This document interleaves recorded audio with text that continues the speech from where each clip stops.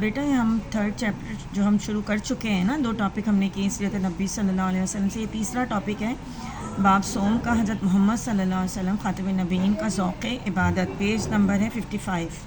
ٹھیک ہے، اس چیپٹر کو ہم نے کچھ شارٹ کوشچنس کے طور پہ کریں گے، مطلب یہ کہ جو اس میں امپورٹنٹ چیزیں کہہ لیں یا جو ہائی لائٹ چیزیں میں نے کر دی ہیں وہ بھی آپ دیکھیے گا، بک کو سامنے رکھ کر سنیں گی۔ جیسے یہاں پہ ہمیں جو مثالیں لینی ہیں نا، حضور پاک صلی اللہ علیہ وسلم کی مثالیں لینی ہیں کہ سب سے پہلے تو ہم ان کی نماز کے بارے میں دیکھیں گے کہ آپ صلی اللہ علیہ وسلم کا طریقہ کار کیا تھا، کس طرح سے نماز کو ادا کرتے تھے۔ جیسے یہ مثال تو بچپن سے آپ لوگوں نے سنی ہوگی نا کہ حضرت عائشہ رضی اللہ عنہا فرماتی تھی اکثر کہ آپ صلی اللہ علیہ وسلم پوری رات قیام کرتے تھے، اور جب حجرے میں آتے تو پیر مبارک سوجے ہوئے ہوتے تھے۔ وسلم کی جیسے یہ والا واقعہ تو بچپن سے پڑھا ہوگا نا عبادت کا آپ لوگوں نے، کہ آپ صلی اللہ علیہ وسلم جو ہے پوری رات قیام کرتے جس سے پیر مبارک پر ورم آ جاتا۔ حضرت عائشہ رضی اللہ عنہا کہتی کہ میں پوچھتی کہ آپ کیوں اتنی مشقت کرتے ہیں صلی اللہ علیہ وسلم، کہ آپ کے لیے تو جنت بنی، آپ کے اگلے پچھلے سارے گناہ بخش دیے اللہ تعالیٰ نے، یعنی آپ پہ تو ہر قسم کے گناہ معاف ہے پہلے سے ہی۔ تو آپ صلی اللہ علیہ وسلم فرماتے کہ کیا میں اللہ کا شکر گزار بندہ نہ بنوں؟ یعنی یہ آپ صلی اللہ علیہ وسلم کا جو ارشاد ہے نا، یہ ہے ہمارے لیے اصل میں یہاں میسج، ایک پیغام کہ ہمیں نماز کو کیسے ادا کرنا ہے۔ ٹھیک ہے، اس کے بعد جب آپ نماز ادا کر رہے ہیں، جیسے ہم نے ٹاپک نماز بھی پڑھا، اس میں ایک فائدہ لکھا تھا نا، خشوع و خضوع، خلوص نیت کے ساتھ نماز ادا کرنا، تو یہ خلوص نیت ہمیں حضور پاک صلی اللہ علیہ وسلم کی زندگی سے زیادہ نظر آتی ہے۔ ظاہر ہے وہ ہمارے لیے ایک نمونہ ہے نا، اگزامپل ہے۔ تو آپ صلی اللہ علیہ وسلم کی جو دل ہے وہ بھی ہر وقت اللہ تعالیٰ کی یاد سے معمور، مطلب ہر وقت اللہ کی یاد سے بھرا رہتا تھا، ہر وقت آپ کی زبان پہ ذکر الہی ہوتا تھا، اور ذکر الہی کی بہترین شکل کیا ہے؟ نماز ہے۔ جیسے آپ صلی اللہ علیہ وسلم، حضرت عائشہ فرماتی ہیں کہ آپ صلی اللہ علیہ وسلم ہر حال میں اللہ تعالیٰ کا ذکر فرماتے تھے، یعنی یہ ذکر کرنے کا طریقہ چاہے وہ زبان سے کریں، عمل سے کریں، بات چیت میں کریں، یہ ان کی عبادت میں نظر آتا تھا۔ اب جیسے آپ کے یہاں ہیڈنگ ڈلی ہوئی نماز کا ذوق نبوی صلی اللہ علیہ وآلہ وسلم، اب میں نے اوپر بھی مثال دی، یہاں پر بھی ہم یہی چیز دیکھیں گے کہ آپ صلی اللہ علیہ وسلم کی جو خشوع و خضوع تھی نا عبادت میں، اصل میں یہ چیز تھی جس کو ہمیں سیکھنا ہے۔ ہم نمازیں پڑھتے ہیں، اپنی اٹینڈنس بھی لگاتے ہیں، لیکن ہمیں یہ والا ذوق چاہیے جو حضور پاک صلی اللہ علیہ وآلہ وسلم کے اندر تھا۔ جیسے ایک مرتبہ یہاں مثال دی ہوئی ہے، ایک حدیث ہے کہ آپ صلی اللہ علیہ وسلم بلال رضی اللہ عنہ کو فرماتے تھے کہ اے بلال ہمیں نماز کے ذریعے راحت پہنچاؤ، یعنی ان کی جو اذان کی آواز تھی حضرت بلال حبشی کی، اس اذان کی آواز سے ہی آپ صلی اللہ علیہ وسلم مزہ حاصل کرتے تھے، پھر اس مزے میں آپ صلی اللہ علیہ وسلم نماز کو ادا کرتے تھے۔ جیسے ایک موقع پہ فرمایا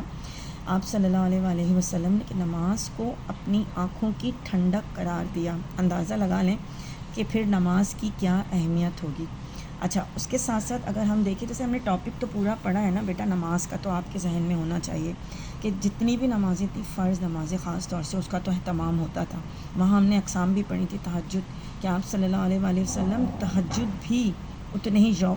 ذوق و شوق سے، اتنے ہی خشوع و خضوع سے ادا کرتے تھے کہ جس طرح سے آپ صلی اللہ علیہ وسلم فرائض ادا کر رہے ہیں۔ جیسے اسی طرح سے کیا مثال آپ کی بک میں بھی دی ہوئی ہے، حضرت عائشہ رضی اللہ عنہا نے آپ صلی اللہ علیہ وآلہ وسلم کی رات کے نماز کے بارے میں ان سے پوچھا گیا، تو انہوں نے کہا کہ نماز کی طوالت یعنی تفصیل لمبی اور نماز کے حسن کے بارے میں مت پوچھیں۔ آپ صلی اللہ علیہ وآلہ وسلم کی نماز نہ صرف لمبی ہوتی تھی بلکہ اس کے تمام ارکان کی ادائیگی میں حسن ہوتا تھا۔ مطلب یہ نہیں، لمبی کا مطلب میں بالکل ہرگز مطلب نہیں کہ پڑھے جا رہے ہیں، مطلب اتنے سکون سے، اتنے خشوع و خضوع سے اس نماز کو ادا کرتے تھے کہ اس میں خوبصورتی نظر آتی تھی۔ جیسے اکثر ہمیں لگتا ہے نا، ہم نے نماز پڑھی، سر ٹکرایا اور بس اٹھ گئے، اور جب اٹھے دعا مانگ کے تو دل مطمئن نہیں ہوا، تو دراصل ہمیں نماز کا حسن حاصل نہیں ہوا۔ ہمیں یہاں سے یہ عبادت کا ذوق لینا ہے۔ اب اگلی چیز، جیسے ہم نے روزے کا ٹاپک بھی کر لیا ہے بیٹا، رمضان المبارک میں ذوق عبادت، آپ صلی اللہ علیہ وسلم پورا سال عبادت کرتے تھے، یعنی کوئی دن ایسا نہیں کہ رمضان المبارک میں حضور پاک صلی اللہ علیہ وسلم کا ذوق عبادت۔ اب دیکھیں کہ ہم آپ صلی اللہ علیہ وسلم کی زندگی کو بانٹ نہیں رہے کہ کچھ چیزوں کو ہم دیکھ رہے ہیں، مطلب ان کی پوری زندگی جو ہے عبادت پہ تھی، لیکن جب رمضان کا مہینہ آتا تھا نا تو ذوق کہیں اور گنا بڑھ جاتا تھا۔ جیسے ہم لوگ کا بھی ہے نا، مسلمانوں کا جب رمضان آتا ہے اس کی اسپیشل تیاری کرتے ہیں، پہلے سے بھی کرتے ہیں، کچھ ہم اپنی پلاننگ بناتے ہیں کہ اس طرح ہم اپنے دن کو گزاریں گے، تو حضور پاک صلی اللہ علیہ وسلم کا بھی یہی طریقہ تھا۔ جیسے یہاں آپ کی بک میں بھی دیا ہوا ہے کہ جب جبرائیل علیہ السلام ہر رات آپ وسلم کے ساتھ آتے تھے، آپ وسلم قرآن کا دور کرنے کے لیے حاضر ہوتے تھے، یعنی جو تلاوت قرآن کا ثواب رکھا ہے نا رمضان میں، وہ سنت نبوی سے بھی ماخوذ ہے، یعنی کہ ان میں نہیں تھا، آپ وسلم دور کرتے تھے رمضان المبارک میں پورا مہینہ 30 دن نا عبادت کے، ان عبادتوں میں قرآن کا دور، نمازوں کا اہتمام، اور جب آخری عشرہ آتا تھا یعنی آخر کے جو 10 دن ہیں خاص طور سے، اس میں جو عبادت ہوتی تھی نا باقی کے دنوں سے زیادہ کرتے تھے، یعنی کرتے تھے پہلے بھی 20 دنوں میں، لیکن جو 10 دن ہوتے تھے نا، ان 10 دنوں میں آپ صلی اللہ علیہ وسلم کی عبادت بہت زیادہ بڑھ جاتی تھی، جیسے خود بھی جاگتے تھے رات بھر اور اپنے گھر والوں کو بھی جگاتے تھے، یعنی یہ بھی ثواب ہے، اگر آپ کے امی ابو آپ کو جگاتے ہیں عبادت کے لیے نماز میں، انہیں اپنی عبادت کا بھی ثواب ملے گا اور آپ کو اٹھانے کا بھی ثواب ملے گا، تو یہ ہمارے پیارے نبی پاک صلی اللہ علیہ وسلم کی سنت بھی ہے۔ پھر اس کے بعد صحابہ کرام کو بھی ترغیب دیتے تھے، یعنی جو اپنے دوست احباب ہیں جو ساتھ اٹھنے بیٹھنے، صحابہ کرام کو بھی یعنی جو دوست احباب ہیں ان کو بھی ترغیب دیتے تھے، بلاتے تھے۔ جیسے یہاں ایک مثال دی ہوئی ہے کہ آپ صلی اللہ علیہ وسلم کی کیفیت کیا ہوتی تھی نماز کے دوران، کہ ایسی دعا کرتے تھے کہ داڑھی مبارک پر آنسو بہہ جاتے تھے، یعنی یہ آپ صلی اللہ علیہ وسلم کی عمل کی جو وضاحت کی جا رہی ہے کہ کیسے عبادت کو انجام دینا ہے۔ پھر اسی نماز اور روزہ، اس کے علاوہ صدقہ، خیرات اور خلقہ خدا کی مدد، مالی عبادات، یہ بھی آپ صلی اللہ علیہ وسلم کی بے شمار آپ یہ کہیں مثالوں سے بھری ہوئی ہے۔ جیسے رمضان کی ہم بات کر رہے ہیں، آخری عشرے میں بہت ساری عبادت کے اعتبار سے بہت سے کام سر انجام دیتے تھے، جیسے نماز تراویح پڑھنا ہے، تہجد کا اہتمام ہے، صدقہ، فطرہ، زکوٰۃ، خیرات، ان چیزوں کا اہتمام کیا۔ پھر ایک وضاحت ہمیں یہاں ضرور سمجھ لینی چاہیے کہ آپ صلی اللہ علیہ وسلم عبادت میں زیادتی کے بجائے اعتدال، استقامت، میانہ روی اور تسلسل کی ترغیب دیتے ہوئے فرماتے تھے کہ اللہ تعالیٰ کو نیک عمل میں سب سے پسندیدہ عمل وہ ہے جو مسلسل ہو، اگرچہ تھوڑا ہی کیوں نہ ہو۔ یعنی دیکھیں اس کا جو ہم بھی ٹاپک پڑھ رہے ہیں، اس کا مطلب ہرگز نہیں کہ بس میں بیٹھ جاؤں عبادت کے لیے اور لگ ہی رہوں۔ آپ صلی اللہ علیہ وسلم کے اعمال کو سامنے رکھیں تو اندازہ ہوتا ہے کہ میانہ روی اللہ تعالیٰ کا پسندیدہ عمل ہے، اور وہ عبادت میں بھی ہونی چاہیے، تھوڑی ہو مگر مسلسل ہو۔ یہ نہ ہو کہ میں نے آج 5 وقت پڑھی نماز، کل 4 وقت، 3 وقت، 2 1، یعنی میں کاؤنٹنگ میں اپنی عبادت کو بھی کم سے کم کروں، میں عبادت اتنی ہی رکھوں، چاہے اس میں تھوڑا کم کر لوں، جو زیادہ طویل نہ کروں، زیادہ تفصیل نہ کروں، لیکن ایسی کروں کہ جو ہمیشہ کی ہو۔ جیسے آپ صلی اللہ علیہ وسلم نے مثال بھی دی تھی ایک صحابی کو کہ تم ایسی عبادت نہیں کرنا راتوں کو اٹھ کر کہ تھوڑے دن کی اس کے بعد چھوڑ دی۔ اچھا، اب آپ صلی اللہ علیہ وسلم کی جو ازواج مطہرات اور اہل بیت، ان کے لیے بھی آپ صلی اللہ علیہ وآلہ وسلم خاص طور سے عبادت کے حوالے سے اہتمام کرواتے تھے۔ جیسے آپ صلی اللہ علیہ وسلم کی صاحبزادی حضرت فاطمہ رضی اللہ عنہا، جنہیں اپنی لخت جگر کہتے تھے، ان کو جو عمل سمجھایا کہ رات کو سونے سے پہلے 33 مرتبہ سبحان اللہ، 33 مرتبہ الحمدللہ اور 34 مرتبہ اللہ اکبر پڑھا کرو۔ یہ دراصل تسبیح فاطمہ ہے، ہم بھی ہر نماز کے بعد پڑھتے ہیں۔ یہ حضرت فاطمہ رضی اللہ عنہا کا بتایا ہوا جو حضور پاک صلی اللہ علیہ وسلم نے ان کو بتایا تھا عمل، یہ ان کا اسوہ حسنہ بھی ہے۔ اس تسبیح کو ہم 5 وقت نماز میں پڑھنے کے علاوہ سوتے وقت بھی پڑھ سکتے ہیں، اٹھتے بیٹھتے وقت بھی ہم اپنی زبان پر اللہ کا ذکر رکھیں، یا کم از کم اللہ کے طریقوں کے مطابق اپنی زندگی کو گزاریں، تو یہ بھی ذکر الہی۔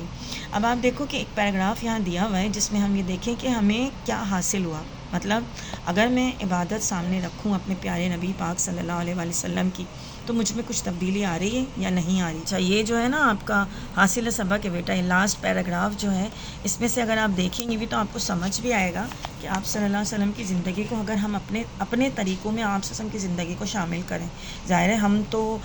دعویٰ بھی نہیں کر سکتے نا کہ ہم ان کی جیسی عملی زندگی گزار رہے ہیں، نہیں، لیکن ہم کم از کم عمل تو کر سکتے ہیں نا، جیسے جسمانی مالی عبادتوں میں وہ اخلاص، وہ خشوع و خضوع، میانہ روی، عبادت، اعتدال پیدا کریں، تو اس سے کیا ہوگا کہ ہماری عبادت اللہ تعالیٰ کو پسند آئے گی، اور پھر سب سے بڑی بات کیا ہوگی کہ حضور پاک صلی اللہ علیہ وسلم کی سنت پر ہم عمل کریں گے، اور بحیثیت ایک مسلمان ہم ایک اسلامی معاشرے کے فائدہ مند انسان بن سکتے، کیونکہ یہ عبادتیں ہمیں دنیا میں تو فائدہ دے رہی ہیں نا، وہ بھی نظر آئے گا، لیکن اخروی فائدے بھی ملیں گے۔ اچھی نماز پڑھ رہے ہیں، نماز جنت کی کنجی ہے، اچھے روزے انجام دیے، روزہ رکھنے والے جو اللہ کو پسند ہے وہ جنت کے اس دروازے سے ریان سے داخل ہوں گے۔ گے. مالی عبادت کی, اللہ کے راہ میں کچھ خرچ کیا تو اس کا جو ہم حاصل سبق دیکھ رہے ہیں نا, اس میں اختتام اگر ہم یہاں لکھا ہوا تو نہیں ہے اتنا, لیکن ہمیں تو میسج چاہیے نا. یہ آپ لوگ اپنی طرف سے بھی بیٹا پوائنٹس میں لکھیں گے کہ میں اگر اس طریقے کی عبادت کرنا چاہوں, ظاہر ہے میں دعویٰ نہیں کر سکتی کہ ویسے ہی کروں, لیکن کوشش کریں گے نا تو ہم ایک اچھے مسلمان تو بن سکتے ہیں. لیکن ہم کیا کریں گے, ہم اپنی دنیا دیکھیں گے,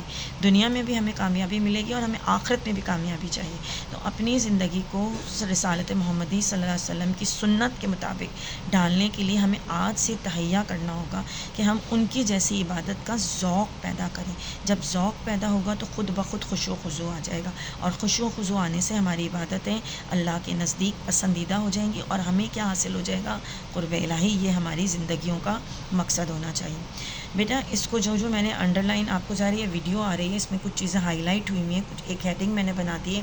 اس کے شارٹ کوشچن آپ پڑھیں گی, ہم اس کو